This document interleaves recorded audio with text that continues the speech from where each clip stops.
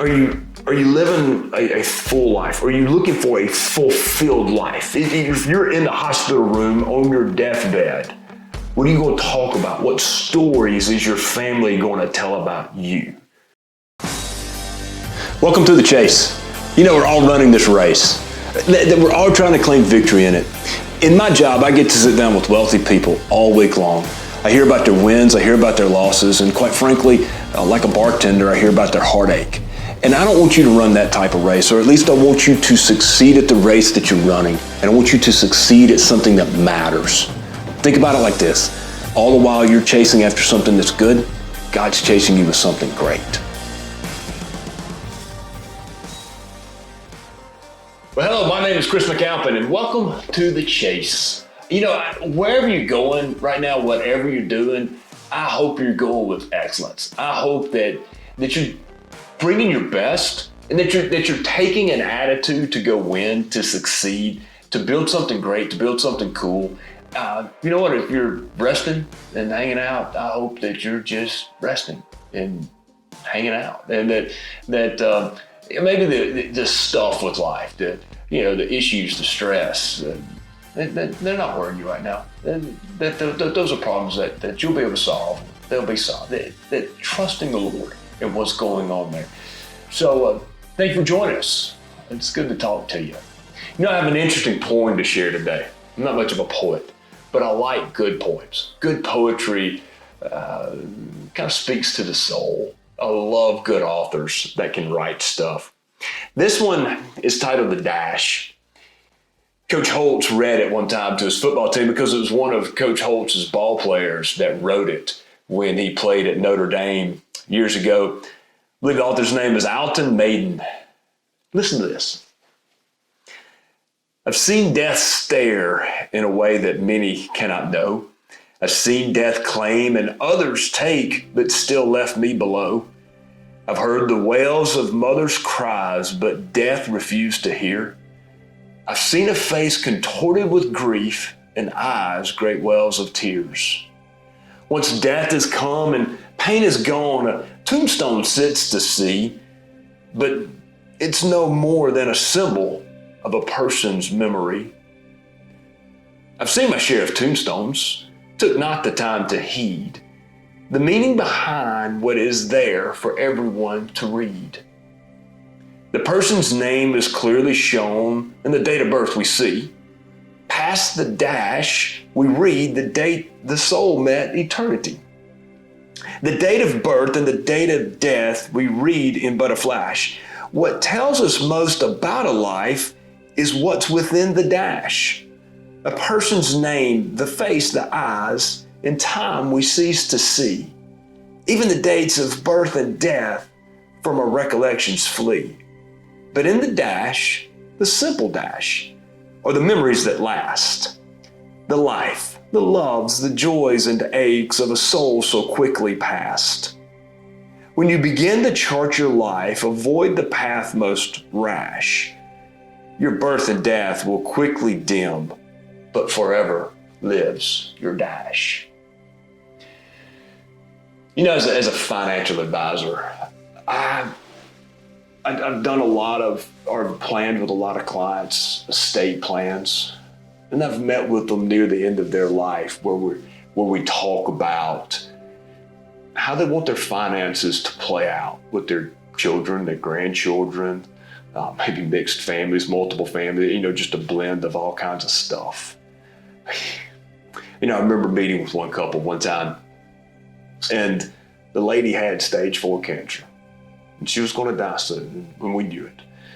We were meeting with her and her husband, and I remember him saying, just in the middle of the meeting, the conversation, he said, we've been bumping and grinding since we were 16 years old. We didn't talk a lot about money that day, actually. We talked a little bit, but it wasn't much about money. I remember another man who was so proud of the legacy that he was leaving his family financially. He was consumed with the amount of money that he was leaving his family, and he was determined and crafted all kinds of ways for his current wife at the time and his stepkids to not get any of his money. Well, he succeeded. And then his biological children went to war with each other over his money. You know, I remember when my granddaddy died. It was a tough year that year for our family. And it's 2010. My grandmother and my uncle died all within a week of each other. And, you know, granddaddy had just a tough time, as you can imagine. But it was one of those things where he had flown 70 bomb missions in World War II. He led the troops that integrated Ole Miss. At one time, he smoked 4 packs a day, and he had buried a ton of friends. He never dreamed that he was going to bury a son and a wife in the same year. And he lived about 6 more months. And in that time, he read through the book of John so many times, and he was stuck on the passage where Jesus talks about that there's no marriage in heaven. And he read it over and over, and we would discuss it. We were talking. I remember one night, I was on the phone with him, and I'm driving to church. I'm finally got an idea of what I'm going to get to teach my granddaddy, right? Of what that passage may have meant or didn't mean. And I had my best deacon voice, just ready to go. And granddaddy said, "Son, you know what I've learned?" And he said it in a voice that you just kind of shut up and listen. I said, "No, sir, what's that?" He said, "You know, if Jesus has something better for me than 63 years of marriage to your Gigi, then boy, he really has something good." And I thought, wow, yes, sir, you're right. You know, and he hushed about it. He never brought it up again. God had settled that for him.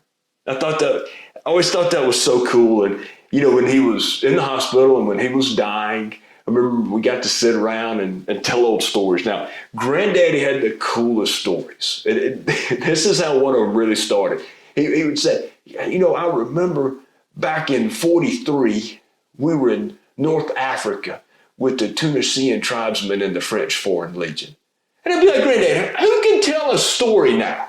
I mean, come on, nobody can. You and Humphrey Bogart and Indiana Jones drinking whiskey, chasing women, killing Nazis in World War II. Like, nobody can tell a story. He had the best stories. But when he was in that hospital room, we weren't talking about money. We weren't talking about estate plans. I mean, sure, I had done my job. We had planned all that. You know, we'd met with attorneys and had all their proper wills and trusts and all those kinds of things done. They're important. You should take care of that. But that's not what was important in his life at that moment.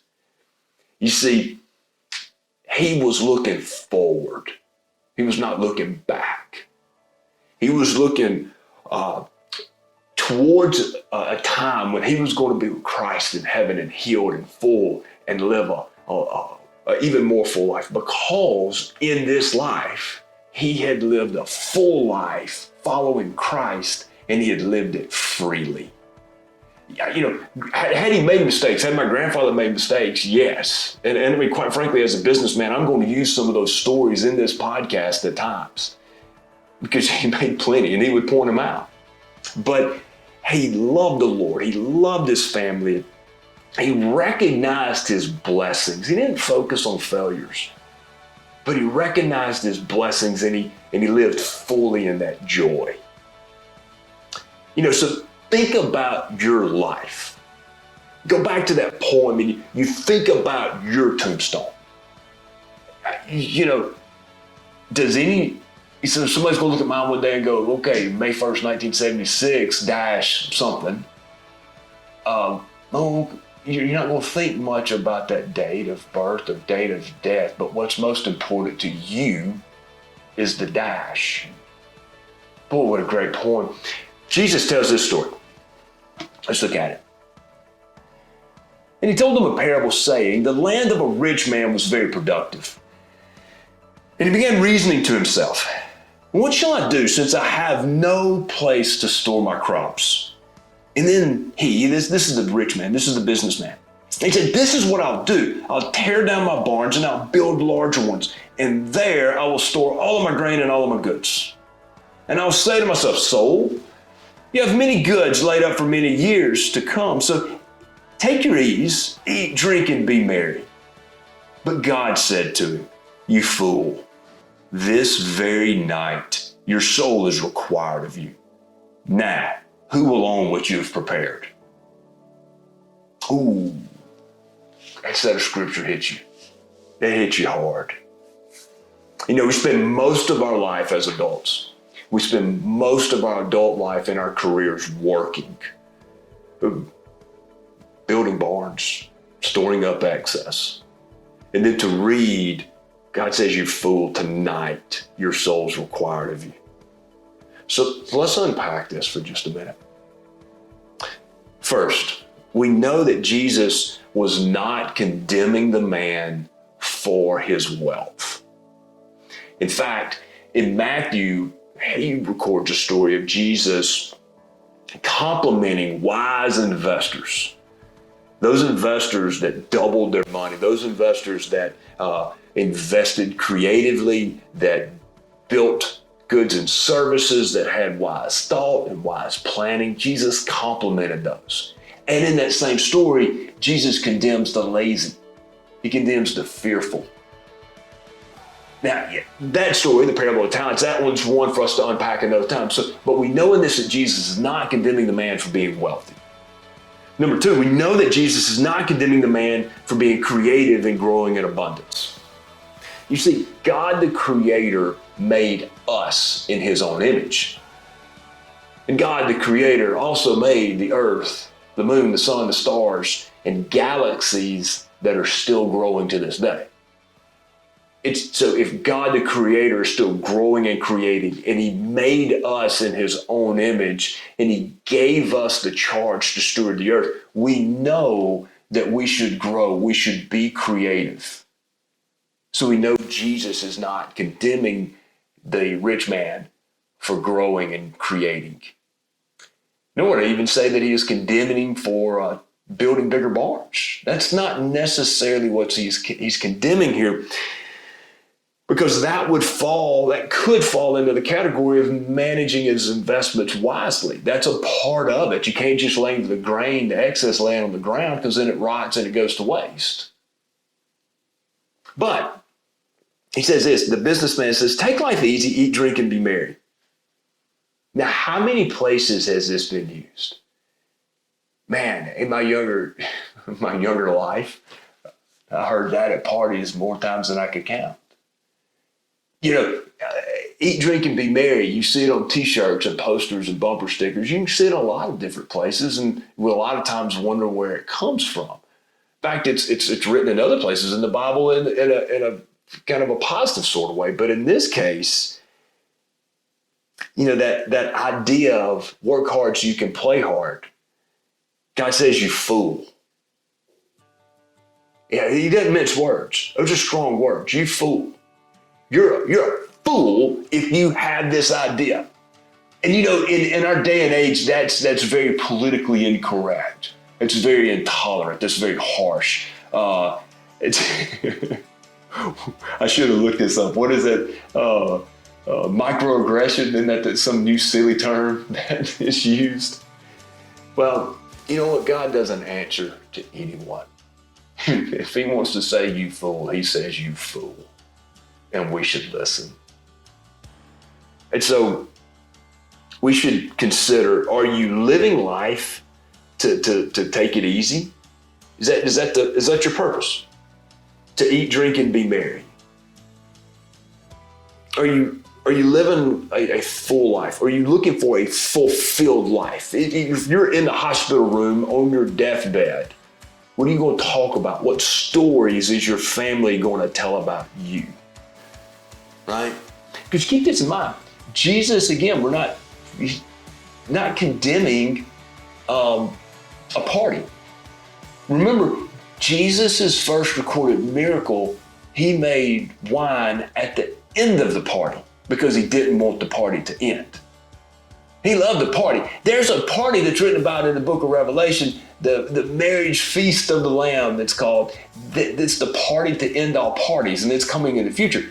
So it's not the party that's being condemned. So if you, what is being condemned is that how are you living life? Is the party the focus of life? That's the problem. Is eating, drinking, and being married the focus? That's the problem. And if you tie that back to the dash, what is your life?